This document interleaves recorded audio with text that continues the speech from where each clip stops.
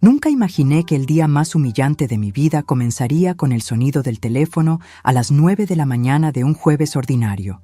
Me llamo Elena, tengo 62 años y hasta ese momento pensaba que conocía a mi hija Cristina.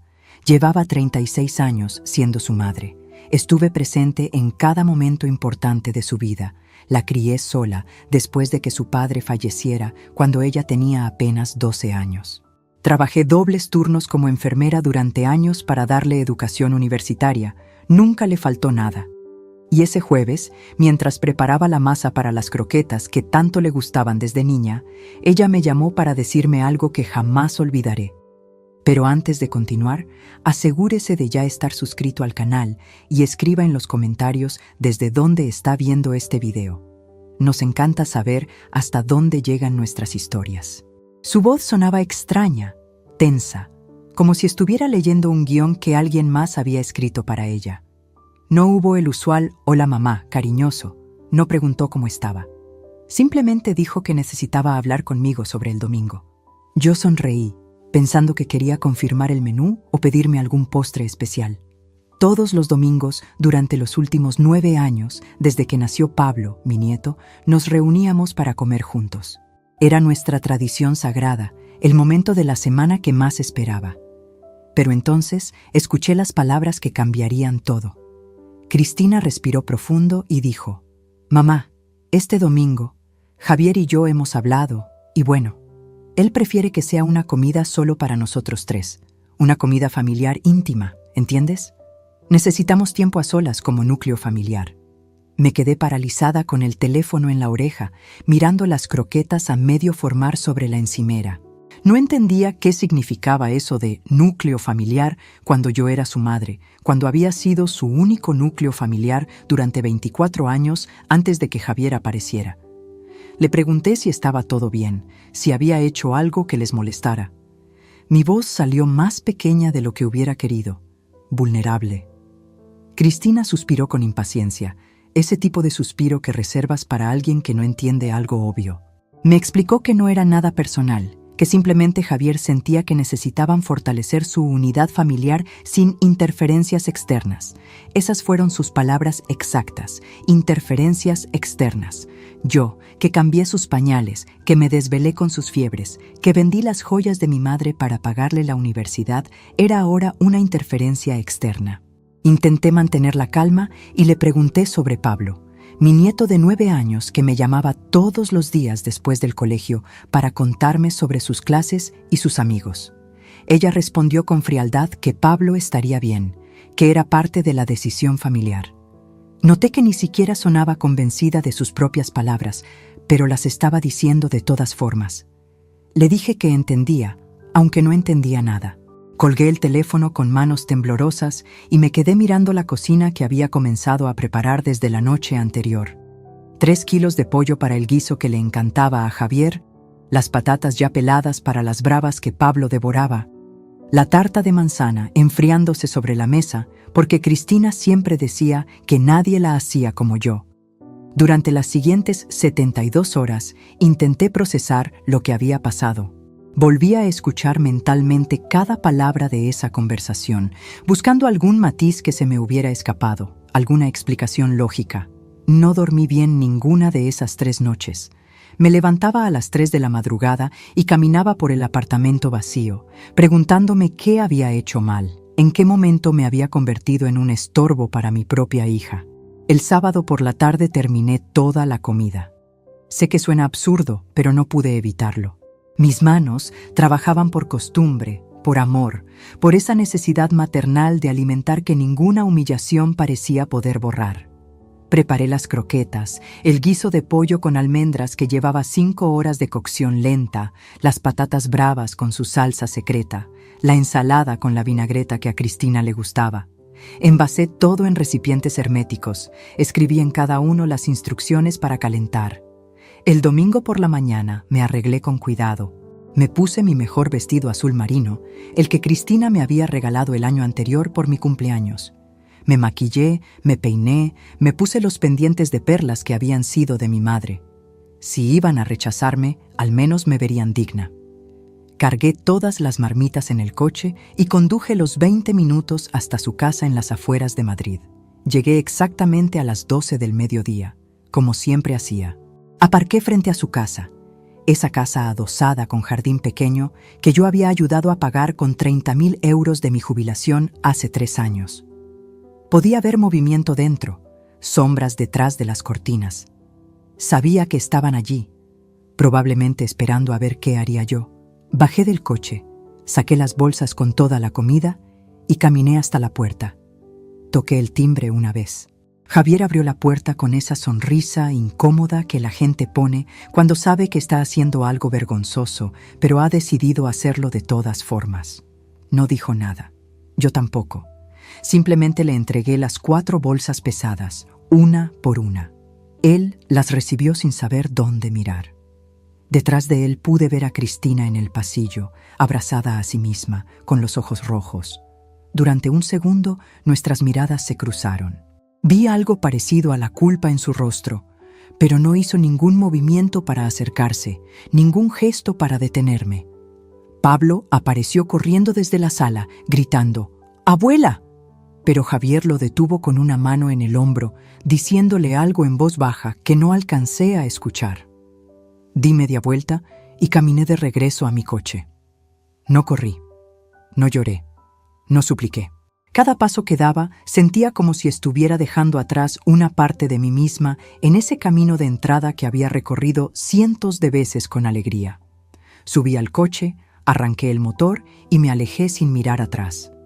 Fue durante ese trayecto de regreso, mientras las lágrimas finalmente comenzaban a caer en silencio por mis mejillas, que algo cambió dentro de mí. No fue rabia inmediata, no fue deseo de venganza, fue algo más profundo y más frío. La comprensión clara y dolorosa de que mi hija me había elegido descartar y que yo necesitaba entender por qué. Porque una hija no hace eso sin razón. Y cuando hay un hombre de por medio que sugiere alejar a la suegra, siempre hay algo más debajo de la superficie. Llegué a mi apartamento, me quité el vestido azul y lo guardé en el fondo del armario. Sabía que nunca volvería a ponérmelo. Me preparé un té y me senté junto a la ventana, mirando la ciudad extenderse ante mí. Y por primera vez en 36 años de maternidad incondicional, me permití pensar en mí misma primero. Algo había terminado ese domingo, pero también algo nuevo estaba comenzando. Y aunque aún no lo sabía, los siguientes días me revelarían verdades que me harían entender que aquella humillación no había sido el final, sino el despertar necesario. Los siguientes 3 días los pasé en una especie de neblina emocional, sentada en mi apartamento silencioso, revisando mentalmente cada detalle de los últimos 6 meses. Porque la humillación del domingo no había aparecido de la nada, ahora lo veía con claridad. Había sido el resultado de una campaña lenta y meticulosa de alejamiento que yo, en mi ingenuidad maternal, había interpretado como simples coincidencias. Saqué mi teléfono y comencé a revisar el historial de llamadas. Lo que encontré me heló la sangre. Hace un año, Cristina me llamaba al menos 5 veces por semana. Conversaciones largas sobre todo y nada, sus problemas en el trabajo, las travesuras de Pablo, recetas que quería probar, consejos que necesitaba. Hace 9 meses, esas llamadas bajaron a 3 veces por semana. Hace 6 meses, apenas 2. Y en los últimos 3 meses, solo llamadas breves y funcionales de no más de 5 minutos, siempre con prisa, siempre con alguna excusa para colgar rápidamente. Recordé el primer comentario extraño, en septiembre del año anterior. Estábamos tomando café en su cocina después de una de nuestras comidas dominicales. Javier había llegado del trabajo y se unió a nosotras. Comenzó a hablar sobre un compañero suyo cuyo matrimonio estaba en crisis. Dijo, mientras removía su café con una calma que ahora reconocía como calculada. El problema de Andrés es que su suegra vive prácticamente con ellos. No deja que su esposa madure, siempre está ahí metiéndose en sus decisiones. Los matrimonios necesitan espacio para crecer solos. En ese momento asentí sin pensar mucho en ello. Incluso estuve de acuerdo en que las parejas necesitan autonomía. No me di cuenta de que Javier no estaba hablando sobre Andrés. Estaba sembrando una semilla, plantando la idea en la mente de Cristina de que mi presencia era invasiva, sofocante, perjudicial para su matrimonio. Las semanas siguientes, los comentarios continuaron, siempre sutiles, nunca directos. En octubre, mencionó un artículo que había leído sobre familias emocionalmente dependientes y cómo las madres solteras a veces creaban vínculos poco saludables con sus hijos. En noviembre, durante la cena de cumpleaños de Pablo, comentó lo importante que era para un niño aprender a no depender emocionalmente de una sola figura, especialmente si esa figura no era sus padres. Yo escuchaba todo aquello pensando que eran conversaciones generales, reflexiones abstractas. Nunca imaginé que cada palabra estaba dirigida a mí, diseñada para hacer que Cristina cuestionara nuestra relación. Y funcionó. Lo sé porque empecé a notar cambios en mi hija. Cristina comenzó a usar las mismas frases que su esposo. En diciembre, cuando me ofrecía cuidar a Pablo durante las vacaciones para que ellos pudieran viajar solos, ella rechazó mi oferta diciendo: «Necesitamos aprender a funcionar como unidad familiar independiente, mamá». Esas no eran sus palabras. Era el vocabulario de Javier saliendo de su boca. En enero, llamé para preguntarle si podía pasar a visitarlos un miércoles porque había hecho empanadas y quería llevarles algunas. Cristina dudó, tartamudeó y finalmente dijo que estaban muy ocupados reorganizando la casa. Cuando insistí en que solo sería un momento, suspiró y respondió: «Es que Javier dice que necesitamos establecer límites más claros con las visitas no planificadas». Límites. Visitas no planificadas. Yo, su madre, necesitaba ahora pedir cita previa para ver a mi propia hija y nieto. Pero lo que más me dolió al recordarlo fue Pablo. Mi pequeño Pablo, que desde los 3 años me llamaba todas las tardes después del colegio. Era nuestro ritual. Él llegaba a casa alrededor de las 5, merendaba y me telefoneaba para contarme sobre su día. Me explicaba qué había aprendido en matemáticas, con quién había jugado en el recreo, qué había comido en el comedor escolar. Esas conversaciones eran la luz de mis tardes, el recordatorio de que mi vida tenía propósito y alegría. Hace 4 meses, Pablo dejó de llamarme. Al principio pensé que estaría enfermo o muy ocupado con tareas. Lo llamé yo y él contestó, emocionado como siempre. Pero hablamos apenas 2 minutos antes de que escuchara la voz de Javier en el fondo diciendo: «Pablo, ya es suficiente, tienes deberes que hacer».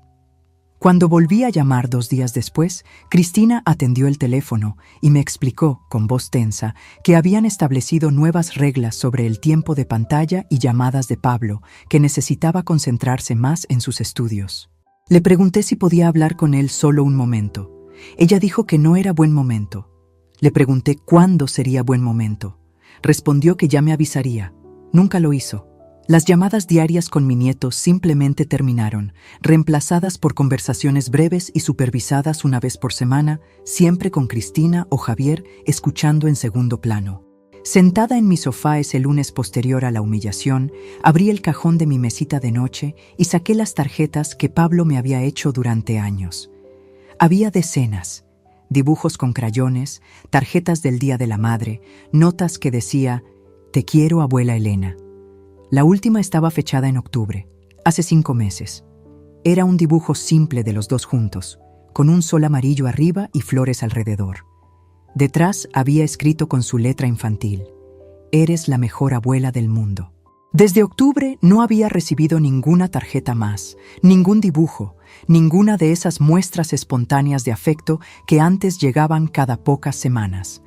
Mi nieto no me había olvidado, de eso estaba segura.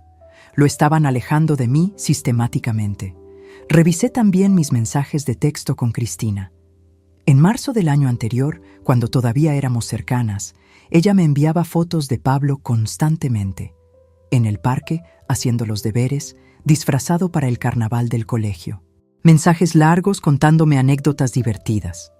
En los últimos 4 meses, apenas había recibido 6 fotos, todas en respuesta a mis preguntas directas, acompañadas de respuestas cortas y genéricas. Recordé también las comidas dominicales y cómo habían cambiado. Antes, Cristina y yo nos quedábamos en la cocina charlando mientras preparábamos el postre, esos momentos de complicidad femenina que siempre habíamos compartido. Pero en los últimos meses, Javier comenzó a requerir su atención constantemente. La llamaba para que viera algo en el televisor, para que lo ayudara con algo trivial, siempre interrumpiendo nuestras conversaciones. Y Cristina iba, inmediatamente, dejando nuestras charlas a medias. Me di cuenta de otro patrón perturbador. Cada vez que yo ofrecía ayuda financiera o práctica, Javier intervenía. En febrero, cuando Cristina mencionó que necesitaban cambiar los neumáticos del coche y que estaba ajustado el presupuesto, me ofrecía pagarlo.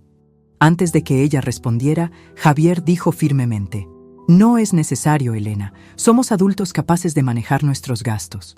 Pero 3 semanas después, Cristina me pidió prestados 1.500 euros para un gasto inesperado. Se los di sin preguntar, como siempre hacía. Ahora me preguntaba cuántas veces había dado dinero mientras Javier simultáneamente me alejaba de sus vidas. Cuántas veces había sido lo suficientemente útil para financiar sus necesidades, pero demasiado entrometida para ser parte de su familia.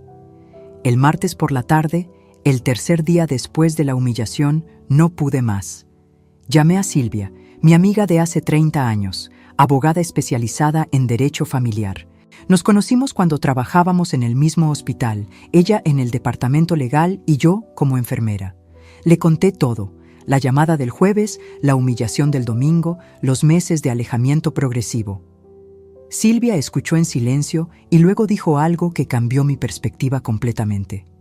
«Elena, cuando un yerno aleja sistemáticamente a la suegra de su esposa e hijo, especialmente después de años de relación cercana, hay que preguntarse qué está tratando de ocultar. La gente no aísla a sus víctimas sin razón». Víctimas. Esa palabra resonó en mi mente. Silvia continuó explicándome que había visto ese patrón muchas veces en sus casos. Esposos que manipulaban a sus parejas para cortar vínculos familiares, creando dependencia total. Y frecuentemente, me dijo, había motivos financieros detrás. Esa noche no dormí. Las palabras de Silvia giraban en mi cabeza mientras empezaba a atar cabos que antes parecían inconexos. Y comencé a preguntarme qué más había estado ciega para ver, qué otras verdades se escondían detrás de la fachada de familia feliz que Cristina y Javier mostraban al mundo. La conversación con Silvia me había dejado inquieta, pero también alerta. Si había algo financiero detrás del comportamiento de Javier, necesitaba descubrirlo. Pasé la noche del martes revisando cada documento, cada recibo, cada transacción bancaria relacionada con mi hija y su esposo durante los últimos 3 años. Comencé con lo más reciente. En mi escritorio guardaba una carpeta con todos los movimientos importantes de dinero que había hecho. Soy de esa generación que todavía imprime extractos bancarios y guarda recibos, algo que mi hija siempre consideró anticuado, pero que ahora agradecía profundamente.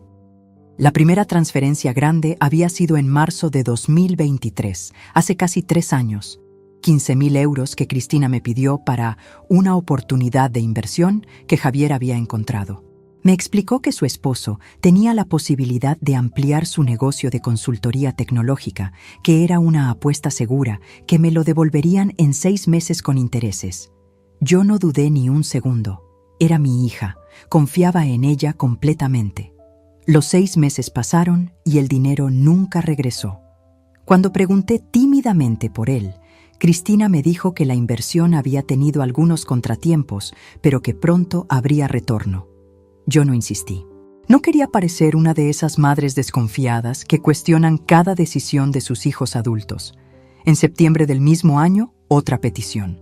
Esta vez 10.000 euros para renovar la cocina, porque había humedades que podían dañar la estructura de la casa. Me enviaron incluso fotos del problema. Volví a transferir el dinero sin pensarlo 2 veces. Era la casa donde vivían mi hija y mi nieto. Su seguridad era mi prioridad. En febrero de 2024, 8.000 euros más para el coche nuevo, porque el viejo había tenido una avería grave y no valía la pena repararlo. En junio, 5.000 euros para unas vacaciones familiares que, según Cristina, Pablo necesitaba desesperadamente porque había estado muy estresado con el colegio. En noviembre, 4.000 euros para cubrir gastos médicos de Javier que su seguro no había cubierto completamente. Y finalmente, en enero de este año, 3.000 euros para la matrícula de una actividad extraescolar especial para Pablo.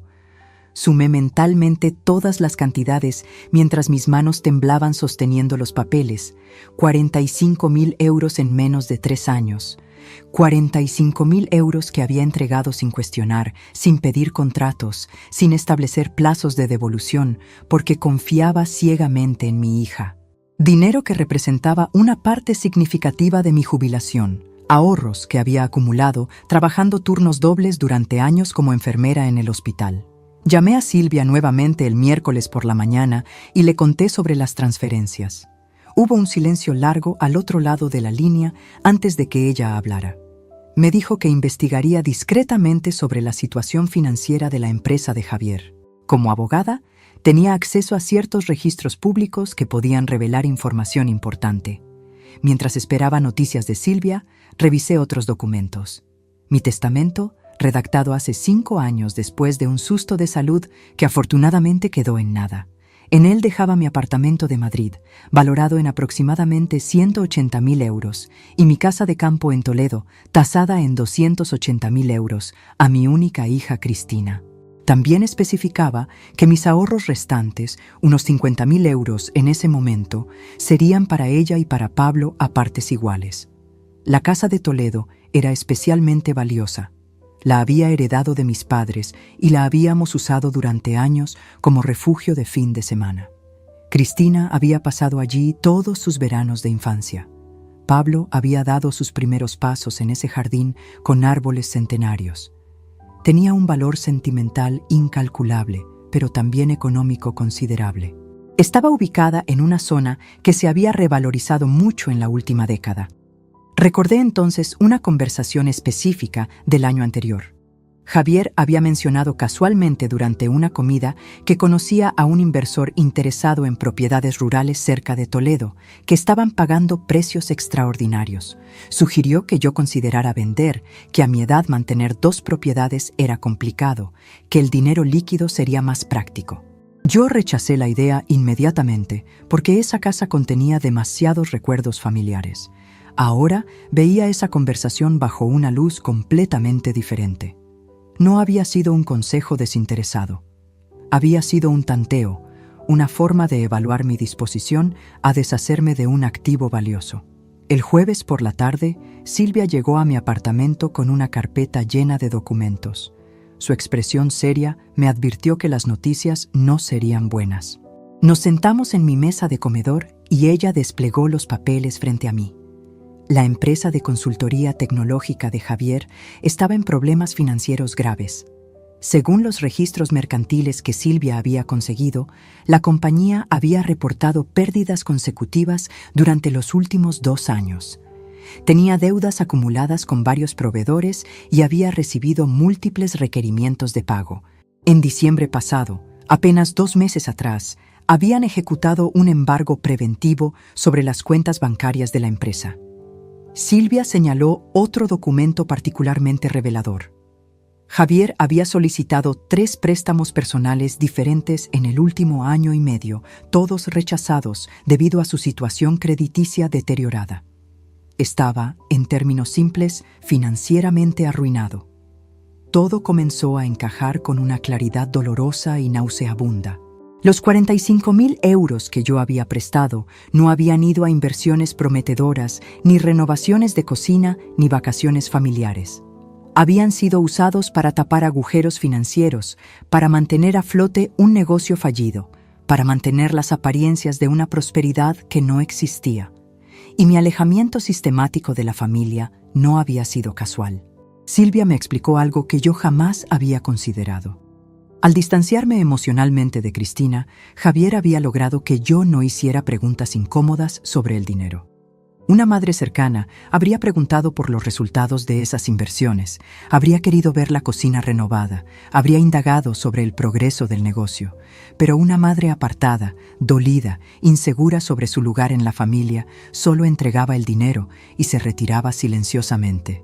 Peor aún, comprendí que mi patrimonio completo, especialmente la casa de Toledo, representaba la solución a los problemas de Javier. Si yo falleciera o si me convencían de vender, él tendría acceso a cientos de miles de euros a través de Cristina. Y si me mantenían alejada y cuestionando mi propio valor como madre, sería menos probable que modificara mi testamento o que estableciera condiciones sobre la herencia. Pablo, mi dulce nieto, había sido usado como herramienta de manipulación. Las llamadas interrumpidas, las visitas canceladas, el distanciamiento forzado, todo había sido calculado para causarme dolor y mantenerme vulnerable. Un dolor que me haría más propensa a dar dinero cuando lo pidieran, esperando que eso restaurara la cercanía que me habían quitado artificialmente. Esa noche, después de que Silvia se marchara, me quedé despierta hasta el amanecer mirando las luces de Madrid por mi ventana. Sentía una mezcla compleja de emociones: traición, rabia, tristeza, pero también algo nuevo y poderoso. Una determinación fría y calculada que nunca antes había experimentado. Había pasado 3 días llorando y cuestionándome. Había dedicado 62 años a ser buena, comprensiva, generosa, a poner las necesidades de otros antes que las mías. Y esos valores me habían convertido en un blanco fácil, pero ya no más. Ahora sabía la verdad, y la verdad me había liberado de la culpa paralizante. No había hecho nada malo. No era una madre entrometida ni sofocante. Era una víctima de una estafa emocional y financiera orquestada por mi yerno y permitida por mi hija. Y aunque todavía no sabía exactamente cómo respondería, sí sabía una cosa con absoluta certeza: no iban a salirse con la suya. El viernes amaneció gris y lluvioso sobre Madrid. Apenas había logrado dormir 2 horas cuando el teléfono comenzó a sonar. Eran las 7:15 de la mañana. Miré la pantalla y vi el nombre de Cristina. Durante un segundo consideré no contestar, dejar que experimentara el mismo silencio que yo había soportado durante meses. Pero algo en la insistencia de las llamadas, porque sonó 3 veces seguidas, me hizo atender. Lo primero que escuché fueron sollozos incontrolables. Mi hija lloraba con esa desesperación primitiva que no había oído desde que era una niña pequeña con pesadillas. Durante varios segundos no pudo articular palabras coherentes, solo ese llanto desgarrador que cualquier madre reconoce como verdadero sufrimiento. Finalmente logró hablar entre hipidos. Me dijo que Javier la había echado de casa la noche anterior, que había llegado del trabajo y encontró sus maletas preparadas en la entrada, que él le había anunciado, con una frialdad que la había dejado paralizada, que quería el divorcio, que llevaba meses con otra mujer, una compañera de su empresa 20 años más joven, y que había decidido rehacer su vida. Escuché todo aquello sintiendo una extraña disociación, como si estuviera oyendo la historia de una desconocida. Cristina continuó explicando entre lágrimas que no tenía a dónde ir, que Pablo estaba con ella en el coche desde anoche, que habían dormido en casa de una amiga, pero no podían quedarse allí más de una noche. Su voz temblaba con cada palabra, cargada de pánico y desesperación. Entonces llegó la petición que yo sabía que vendría. Me rogó que la acogiera a ella y a Pablo en mi apartamento, que la ayudara económicamente porque necesitaba contratar un abogado urgentemente, que cuidara de mi nieto porque ella no sabía cómo iba a manejar todo esto sola. Dijo textualmente: «Mamá, tú siempre has sido mi fortaleza, siempre has estado ahí. Te necesito ahora más que nunca. Pablo te necesita. Por favor, ayúdanos». La ironía de sus palabras era tan afilada que físicamente me dolió. 5 días atrás yo era una interferencia externa que no podía sentarse a su mesa. Ahora era su fortaleza. 5 días atrás mi presencia contaminaba su núcleo familiar. Ahora me suplicaba que los rescatara. Le pregunté con voz calmada dónde estaba Pablo en ese momento. Me respondió que dormía en el asiento trasero del coche, agotado después de llorar toda la noche, preguntando por qué tenían que irse de casa. Esas palabras sobre mi nieto me atravesaron el pecho. Pablo, inocente y confundido, pagando el precio de las decisiones adultas. Cristina continuó hablando atropelladamente. Me contó que Javier le había confesado que la otra mujer estaba embarazada, que iban a tener un hijo juntos, que por eso necesitaba acelerar el divorcio, que él se quedaría con la casa porque estaba a su nombre, que ella prácticamente no tenía nada porque todos sus ahorros los habían invertido en el negocio de él, que se sentía estúpida y usada. Me explicó también, con una vergüenza evidente en su voz, que Javier le había dicho cosas horribles la noche anterior, que ella era mediocre, que nunca había aportado nada significativo al matrimonio, que la única razón por la que se había casado con ella era por los contactos profesionales de su padre antes de que él falleciera, que ahora que su empresa estaba en quiebra de todas formas, ya no necesitaba mantener la farsa de un matrimonio que nunca le había importado. Escuché cada revelación sintiendo una mezcla turbulenta de emociones. Parte de mí quería consolar a mi hija, abrazarla como cuando era pequeña y prometerte que todo estaría bien. Pero otra parte, la parte que había despertado durante estos últimos días, permanecía fría y analítica, registrando cada detalle, cada admisión. Porque lo que Cristina estaba describiendo no era simplemente el fin repentino de un matrimonio, era el colapso calculado de un esquema. Javier había usado a mi hija durante años, la había aislado de mí para tener acceso sin obstáculos a mi dinero, y ahora que su empresa había quebrado definitivamente y ya no podía extraer más recursos, la estaba descartando. La otra mujer embarazada probablemente tenía algo que él necesitaba: dinero, conexiones, un nuevo objetivo que explotar. Cristina siguió suplicando. Me dijo que necesitaba al menos 10.000 euros inmediatamente para pagar la consulta inicial de un buen abogado y asegurar que pudiera pelear por la custodia de Pablo, que necesitaba dinero para alquilar un apartamento porque no podía estar sin techo con un niño de 9 años, que me devolvería cada céntimo, que conseguiría 2 trabajos si era necesario, que nunca olvidaría este favor. Llamaba favor a pedirme que solucionara el desastre que ella misma había ayudado a crear cuando me apartó de su vida. Llamaba favor a exigir más dinero cuando ya me había sacado 45.000 euros sin devolver ni un céntimo. Le pregunté directamente, manteniendo mi tono sereno. Cristina, hace 5 días me dijiste que no podía sentarme a tu mesa porque era una interferencia externa. ¿Qué ha cambiado? Hubo un silencio tenso al otro lado de la línea. Luego ella comenzó a tartamudear excusas. Que Javier la había manipulado, que ella nunca realmente había querido alejarme, que había sido débil y había cedido a sus presiones, que lo sentía muchísimo, que había cometido un error terrible, que si pudiera retroceder el tiempo haría todo diferente. Pero sus disculpas sonaban huecas, nacidas de la necesidad desesperada más que del arrepentimiento genuino. Si Javier no la hubiera abandonado, si su matrimonio siguiera intacto, si no necesitara mi dinero y mi techo, esas disculpas jamás habrían existido. Yo seguiría siendo la interferencia externa, la sogra entrometida que debía mantenerse a distancia. Cristina entonces jugó su última carta. Pablo. Me recordó que era mi único nieto, que lo adoraba, que él me necesitaba ahora más que nunca. Me contó que Pablo había preguntado por mí anoche, que había llorado diciendo que quería que su abuela lo abrazara, que necesitaba sentirse seguro. Su voz se quebró al decir: «Mamá, si no lo haces por mí, hazlo por él. Pablo es inocente en todo esto». Y tenía razón. Pablo era completamente inocente. Ese niño hermoso que me llamaba todos los días hasta que se lo prohibieron, que dibujaba tarjetas para mí, que corría a abrazarme cada domingo, no merecía estar durmiendo en un coche ni vivir la inestabilidad que los adultos de su vida le habían impuesto. Le dije a Cristina que necesitaba tiempo para pensar, que la llamaría en unas horas. Ella entró en pánico, rogándome que no la dejara colgada, que no tenía a dónde ir, que Pablo tenía hambre y frío.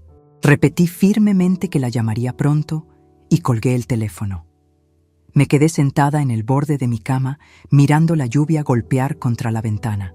Las lágrimas finalmente llegaron, no de debilidad, sino de una tristeza profunda por todo lo que se había roto, por la hija que creía conocer y que resultó ser alguien diferente, por el nieto atrapado en medio de un desastre adulto. Pero debajo de esa tristeza había algo más sólido. Claridad, porque ahora entendía perfectamente la situación. Cristina no me había llamado porque me amara o me valorara. Me había llamado porque era su única opción, su último recurso cuando todo lo demás había fallado. Era la madre banco, la madre refugio, la madre solución, pero no la madre persona que merecía respeto y consideración. Y aunque mi corazón de madre gritaba que debía rescatarla, mi mente recién despertada sabía que rescatarla sin consecuencias sería perpetuar el mismo patrón. Sería enseñarle que podía tratarme mal, descartarme, usarme, y yo siempre estaría ahí con los brazos abiertos y la billetera lista. Llamé a Silvia y le conté sobre la llamada de Cristina. Mi amiga escuchó en silencio y luego dijo algo que necesitaba oír. Elena, puedes ayudar a Pablo sin rescatar a Cristina de las consecuencias de sus propias decisiones. De hecho, probablemente debas hacerlo así. Esa frase definió lo que haría a continuación. Cristina había elegido su camino hace meses cuando empezó a alejarme. Ahora yo elegiría el mío. Después de colgar con Silvia, tomé la decisión más difícil de mi vida como madre. Protegería a Pablo incondicionalmente, pero Cristina tendría que enfrentar las consecuencias de sus elecciones. Llamé a mi hija de vuelta y le dije que me enviara a la dirección del colegio de Pablo. Le expliqué que yo iría a buscarlo esa tarde y que se quedaría conmigo temporalmente. Escuché su suspiro de alivio mezclado con llanto al otro lado de la línea. Pero cuando comenzó a hablar sobre mudarse también a mi apartamento, la interrumpí con firmeza. Le dije que necesitábamos hablar primero, a solas, sin Pablo presente, que nos encontraríamos el sábado por la mañana en la cafetería Rosales, ese lugar neutral en el centro donde solíamos desayunar juntas hace años, cuando todavía éramos cercanas.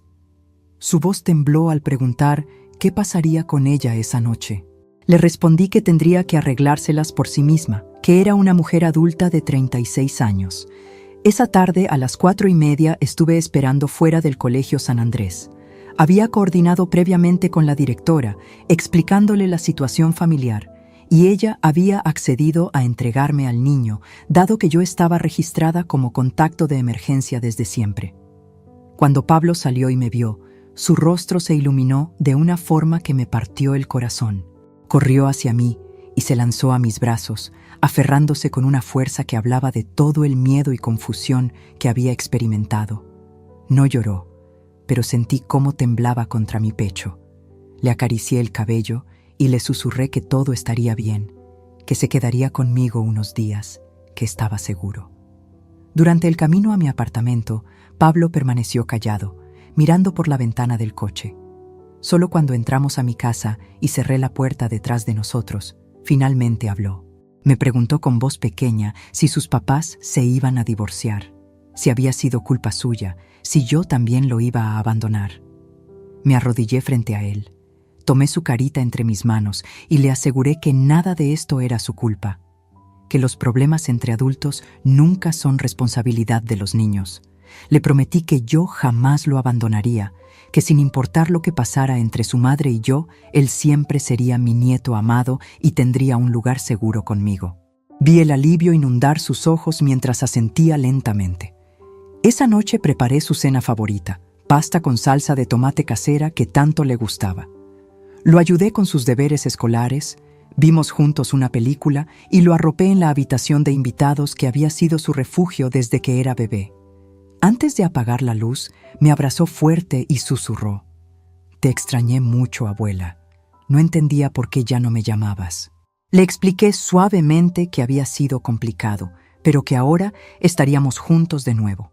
El viernes por la noche, después de que Pablo se durmiera, saqué mi teléfono y revisé algo que había estado posponiendo: los mensajes que Cristina había enviado a su grupo de amigas. Meses atrás, accidentalmente había quedado agregada a uno de sus chats grupales por un error técnico. Me di cuenta y nunca dije nada, planeando salirme discretamente, pero luego olvidé hacerlo. Ahora me alegraba de ese descuido. Leí conversaciones de los últimos 6 meses que me helaron la sangre. En julio, Cristina había escrito: «Mi madre no entiende que ya no soy una niña, necesita aceptar que tengo mi propia familia ahora». En septiembre, «Javier tiene razón, las madres solteras crean dependencias enfermizas, necesito marcar distancia». En octubre, después de que yo ofreciera cuidar a Pablo, había escrito: Es agotador tener que rechazar su ayuda todo el tiempo, pero necesitamos espacio. Había más. Mensajes donde se quejaba de mis llamadas, donde decía que me veía demasiado seguido, donde bromeaba sobre madres intensas que no saben soltar. Esto no era solo manipulación de Javier. Cristina había sido participante activa en mi alejamiento. Había hablado mal de mí a sus espaldas mientras me sonreía de frente y me pedía dinero. Tomé capturas de pantalla de todo. No por venganza, sino porque necesitaba recordarme a mí misma la verdad cuando la culpa maternal intentara debilitarme. Necesitaba evidencia concreta de que no estaba exagerando, de que el rechazo había sido real y deliberado. El sábado llegó nublado y frío. Dejé a Pablo con Silvia, quien amablemente accedió a llevarlo al parque y al cine para mantenerlo distraído. Llegué a la cafetería Rosales 15 minutos antes de la hora acordada. Pedí un café solo y me senté junto a la ventana, observando la gente pasar por la calle, preparándome mentalmente para lo que vendría. Cristina llegó exactamente a las 11. Se veía demacrada, con ojeras profundas y el cabello sin arreglar. Llevaba la misma ropa del día anterior. Se sentó frente a mí sin pedir nada, con las manos temblorosas sobre la mesa. Comenzó inmediatamente a disculparse, las palabras saliendo atropelladamente de su boca. Levanté una mano para detenerla. Le dije con voz calmada pero firme que necesitaba que me escuchara sin interrumpir. Ella asintió, mordiéndose el labio inferior como cuando era adolescente y sabía que había hecho algo malo. Le recordé la llamada del jueves cuando me prohibió sentarme a su mesa. Le describí cómo me sentí entregando la comida en su puerta como si fuera una empleada de catering desechable. Le hablé de los 6 meses de alejamiento progresivo, de las llamadas interrumpidas con Pablo, de las visitas canceladas, del silencio ensordecedor donde antes había cercanía. Cristina intentó interrumpir, diciendo que Javier la había manipulado, que ella no había querido realmente alejarme. Entonces saqué mi teléfono y le mostré las capturas de pantalla de sus mensajes con sus amigas. Vi cómo el color abandonaba su rostro mientras leía sus propias palabras. No podía culpar solo a Javier cuando había evidencia clara de su propia participación voluntaria. Le hablé también del dinero. 45.000 euros en 3 años que había entregado confiadamente, creyendo en cada excusa, en cada promesa de devolución. Le mostré los extractos bancarios que había traído, cada transferencia marcada y fechada. Le expliqué que Silvia había investigado la situación financiera de Javier, que sabía que ese dinero no había ido a inversiones ni renovaciones, sino a tapar el colapso de un negocio fallido. Cristina comenzó a llorar, pero esta vez no me conmovió como antes. Estas eran lágrimas de vergüenza y pánico, no de arrepentimiento genuino. Me dijo que había sido tonta, que Javier la había engañado también a ella, que no sabía que su empresa estaba en quiebra, pero yo ya no podía creer ciegamente en sus palabras. Le dejé claro entonces cuál sería mi posición de ahora en adelante. Pablo se quedaría conmigo en un arreglo temporal hasta que ella estabilizara su situación. Yo estaría presente en la vida de mi nieto siempre, eso no era negociable, pero ella tendría que resolver sus propios problemas, encontrar vivienda, conseguir trabajo, contratar abogado con sus propios medios. No habría más rescates financieros. No sería la madre banco que solucionaba cada crisis. Los 45.000 euros serían reclamados legalmente a través de Silvia, estableciendo un plan de devolución formal. Mi testamento sería modificado para proteger los intereses de Pablo, pero Cristina tendría que ganarse mi confianza nuevamente si quería algún día restaurar nuestra relación. Cristina me miró con ojos desorbitados, suplicando que reconsiderara, que la ayudara solo una vez más. Pero permanecí firme. Le dije textualmente: «Me quitaste de la mesa de tu vida cuando me considerabas un estorbo. Ahora necesitas aprender a sentarte sola y construir tu propio camino. Seré la abuela que Pablo necesita, pero ya no seré la madre que rescata sin límites a una hija que no me respeta». Me levanté de la mesa, dejé dinero para pagar ambos cafés, aunque ella no hubiera tomado nada, y me fui. Detrás de mí escuchaba su llanto, pero no me detuve. Cada paso que daba, fuera de esa cafetería, era un paso hacia mi propia dignidad recuperada. El lunes siguiente fue el día en que tomé las decisiones que cambiarían permanentemente la dinámica de mi familia. Pablo había pasado el fin de semana conmigo, y verlo recuperar poco a poco su tranquilidad me confirmó que estaba haciendo lo correcto. Esa mañana, después de llevarlo al colegio, fui directamente al despacho de Silvia en el centro de Madrid. Mi amiga ya tenía preparados varios documentos sobre su escritorio. Había trabajado todo el fin de semana en lo que yo le había solicitado. Un plan legal completo para protegerme y establecer límites claros. Nos sentamos y revisamos cada punto meticulosamente, asegurándonos de que todo estuviera en orden. Lo primero era la reclamación formal de los 45.000 euros. Silvia había redactado un documento legal exigiendo la devolución del dinero prestado a Cristina y Javier. Aunque técnicamente las transferencias habían sido a mi hija, Javier había sido el beneficiario real de esos fondos al usarlos para su empresa. El documento establecía un plazo de 30 días para comenzar un plan de pagos mensuales. De lo contrario, procederíamos con una demanda judicial. Firmé el documento sin temblar. Ya no era la madre ingenua que entregaba dinero sin cuestionamientos. Era una mujer que exigía respeto y reciprocidad. Silvia se encargaría de enviar la notificación certificada a Cristina esa misma tarde. Lo segundo, y quizás más doloroso, era la casa de Toledo. Esa propiedad había pertenecido a mi familia durante 3 generaciones. Recordaba los veranos de mi infancia allí, corriendo entre los olivos centenarios del jardín. Recordaba llevar a Cristina cuando era niña, enseñándole a recoger aceitunas y a hacer mermelada con los membrillos del huerto. Recordaba a Pablo dando sus primeros pasos en el porche de madera. Pero esos recuerdos, por preciosos que fueran, no podían convertirse en cadenas. Mientras esa casa siguiera en mi testamento, yo seguiría siendo un objetivo, un recurso a explotar. Y algo más importante, no quería que mi patrimonio sirviera para rescatar las malas decisiones de mi hija o para enriquecer indirectamente a Javier en un eventual divorcio. Le indiqué a Silvia que pusiera la casa en venta inmediatamente. Conocía a un tasador confiable que podría darme una valoración actualizada. Estimábamos que se vendería por alrededor de 280.000 euros, quizás un poco más si encontrábamos el comprador adecuado. Ese dinero, decidí, sería donado a 3 organizaciones benéficas que siempre me habían importado: un refugio para mujeres víctimas de violencia doméstica, una fundación de ayuda a niños hospitalizados y un hogar de ancianos sin recursos. Cristina nunca vería un céntimo de esa venta, y cuando eventualmente se enterara, entendería que sus acciones tenían consecuencias reales e irreversibles. Lo tercero era mi testamento. Silvia ya había contactado al notario y teníamos cita para el jueves de esa misma semana. El nuevo testamento sería radicalmente diferente. Mi apartamento de Madrid quedaría en un fideicomiso para Pablo, administrado por Silvia, hasta que mi nieto cumpliera 25 años. Cristina no tendría acceso ni control sobre esa propiedad.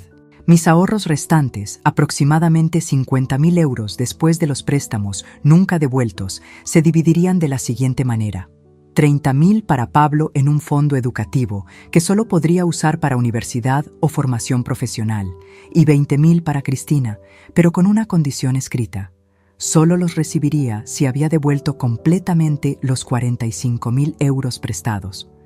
Si no lo había hecho al momento de mi fallecimiento, esos 20.000 también irían a beneficencia. Era duro, lo sabía, pero era justo. Estaba protegiendo a Pablo mientras le enseñaba a Cristina que las relaciones basadas en el respeto no son negociables. Lo cuarto, y tal vez lo más importante emocionalmente para mí, era establecer un régimen claro de tiempo con Pablo. No quería que mi nieto se convirtiera en una pelota que las partes se lanzaban según conveniencia. Silvia redactó un acuerdo de custodia compartida entre Cristina y yo, donde Pablo pasaría los fines de semana alternos conmigo, más un día entre semana para cenar y ayudarlo con sus deberes. También establecimos que durante las vacaciones escolares, Pablo pasaría la mitad del tiempo con su madre y la otra mitad conmigo. Esto no era negociable, ni dependía de si Cristina estaba pasando por dificultades. Era un derecho permanente establecido legalmente para proteger el vínculo entre mi nieto y yo. Cuando terminamos de revisar todo, Silvia me miró con una mezcla de orgullo y preocupación. Me preguntó si estaba completamente segura, si no me arrepentiría después.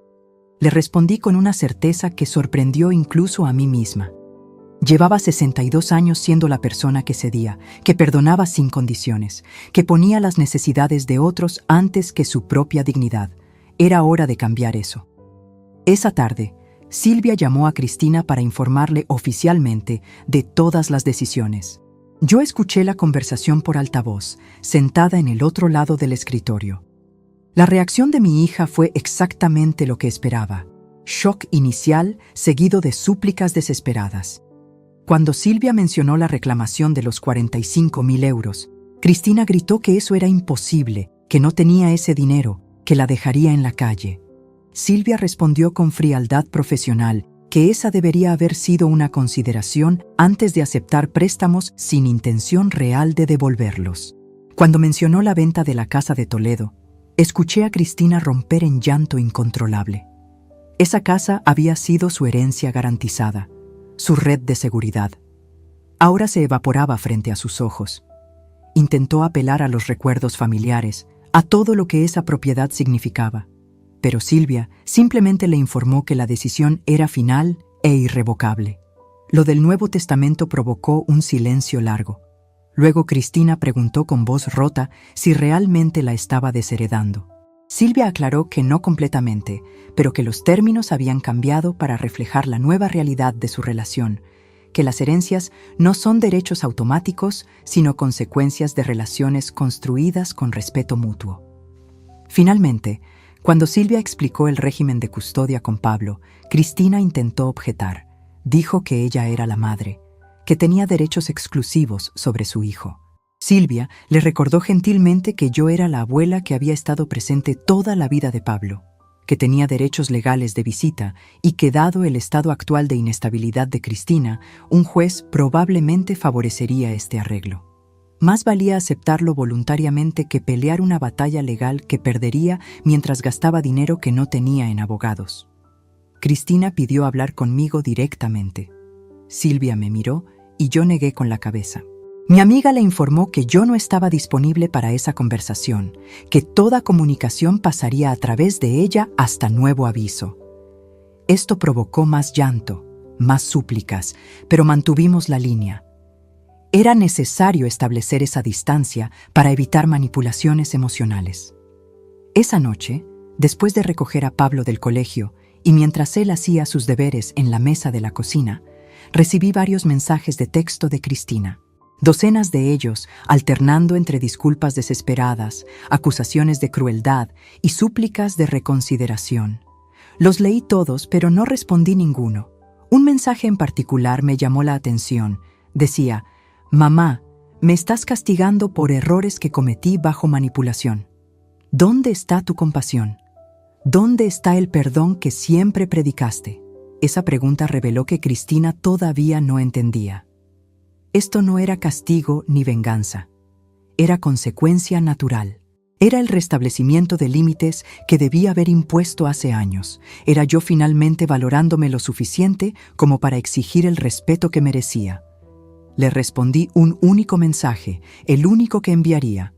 La compasión y el perdón siguen aquí, Cristina, pero ahora vienen acompañados de dignidad propia y límites saludables. Aprende a valorar lo que tienes antes de que sea demasiado tarde. Estaré aquí para Pablo siempre, pero nuestra relación de ahora en adelante dependerá de tus acciones, no de mis rescates. Bloqueé su número después de enviar eso. Toda comunicación futura sería a través de Silvia.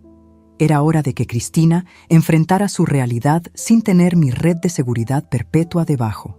6 meses después de aquel domingo humillante que cambió todo, me encontraba sentada en una terraza con vistas al mar Mediterráneo en Barcelona. Pablo estaba a mi lado, emocionado señalando los barcos en el horizonte, planeando qué sitios visitaríamos al día siguiente. Eran las vacaciones de verano y habíamos decidido recorrer España juntos durante 3 semanas, creando memorias que ninguna circunstancia adulta podría arrebatarle.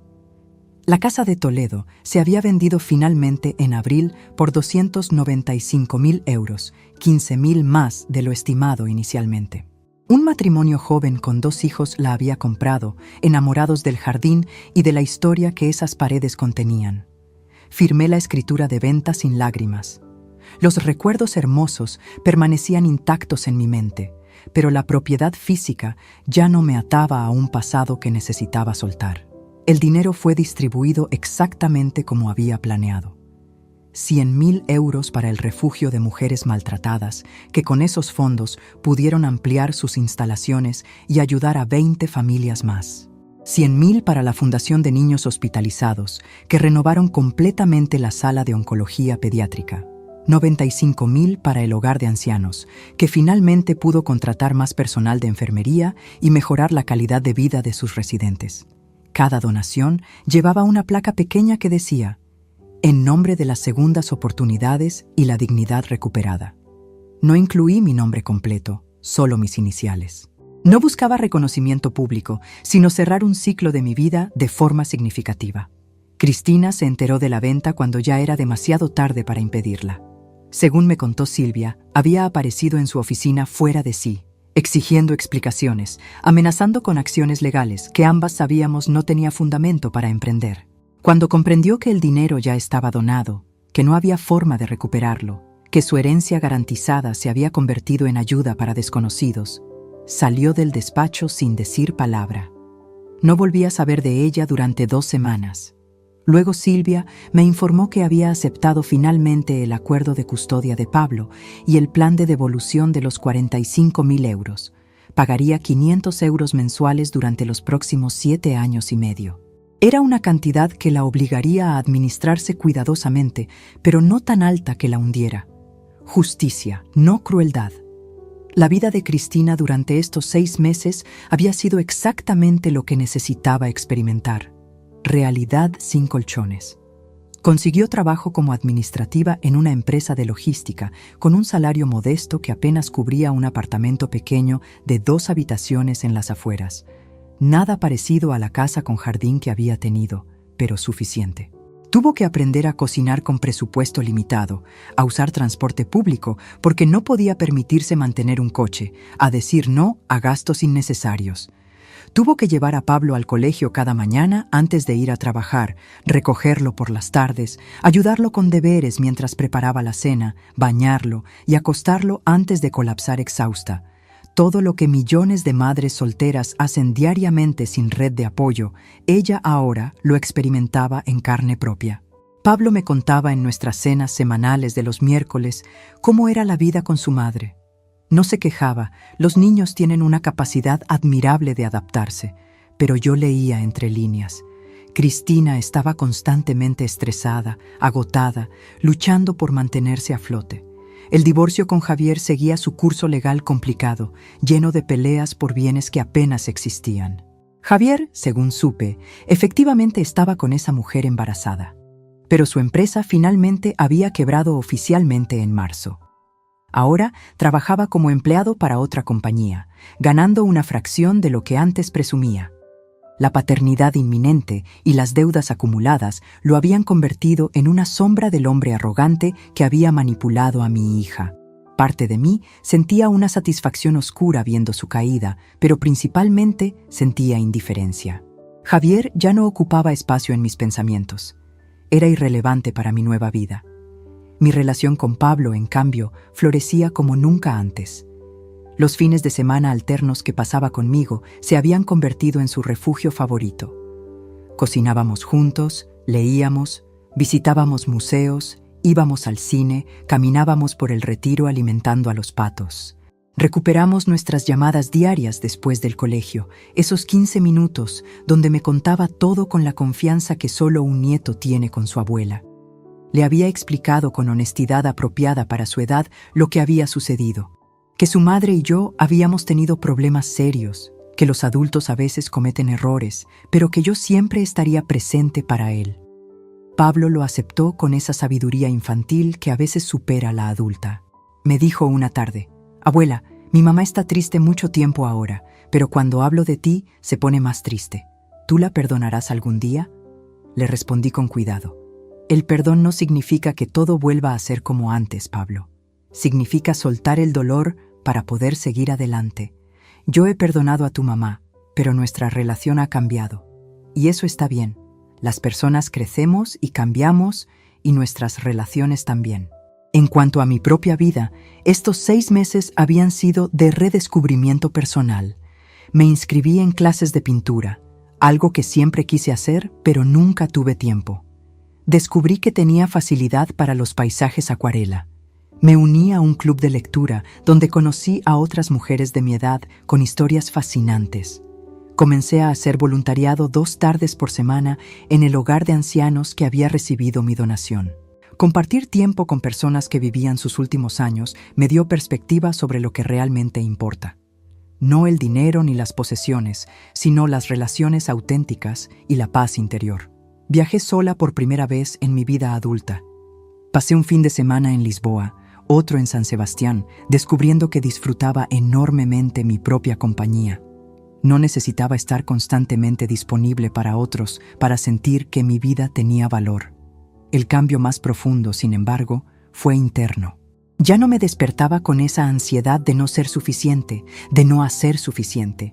Había aprendido que el amor verdadero no exige autodestrucción, que ser buena madre no significa ser madre mártir, que establecer límites no es egoísmo, sino salud emocional necesaria.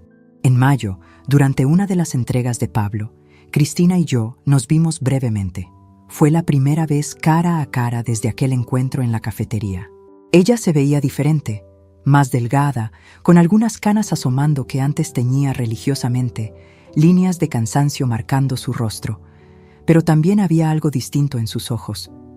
Parecía más consciente, menos arrogante.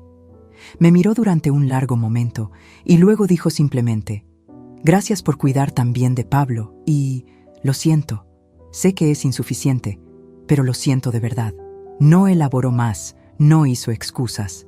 Asentí en reconocimiento y eso fue todo. No hubo abrazo ni reconciliación dramática. Solo un reconocimiento silencioso de que ambas habíamos cambiado. Nuestros intercambios desde entonces eran corteses pero distantes. Coordinábamos sobre Pablo, compartíamos información necesaria sobre su colegio y actividades, pero no había conversaciones personales profundas.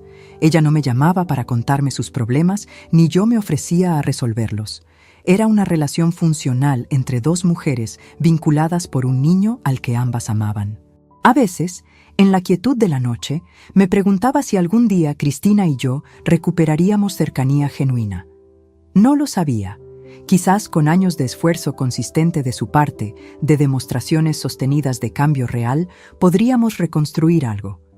Pero también había aceptado que tal vez nunca sucedería y estaba en paz con esa posibilidad. Porque finalmente había comprendido algo fundamental. No podemos controlar las acciones de otros, solo nuestras respuestas. No podía obligar a Cristina a valorarme, pero podía exigir ser tratada con dignidad o retirarme de situaciones que no la ofrecían. Sentada en esa terraza de Barcelona, con Pablo planeando aventuras para el día siguiente, comprendí que había ganado algo más valioso que una disculpa o una reconciliación. Había ganado mi propia autonomía, mi autoestima restaurada, la certeza de que merecía respeto incondicional. La humillación de aquel domingo ya no dolía. Se había transformado en el catalizador necesario para mi despertar. A veces necesitamos tocar fondo para finalmente decidir levantarnos de forma diferente. Pablo me tomó de la mano y dijo: «Abuela, eres la persona más fuerte que conozco». Sonreí y apreté su mano. Después de 62 años, finalmente estaba empezando a creerlo yo misma. La vida continúa, las heridas sanan, las personas cambian o no cambian. Pero yo había aprendido la lección más importante. Nunca más permitiría que nadie, ni siquiera mi propia hija, me quitara el lugar que merecía en mi propia vida. Y esa certeza valía más que cualquier herencia, cualquier reconciliación forzada o cualquier final de cuento de hadas. Era mi verdad, mi victoria silenciosa, mi renacimiento después de décadas de vivir para otros. Finalmente estaba viviendo para mí misma también, y se sentía como libertad.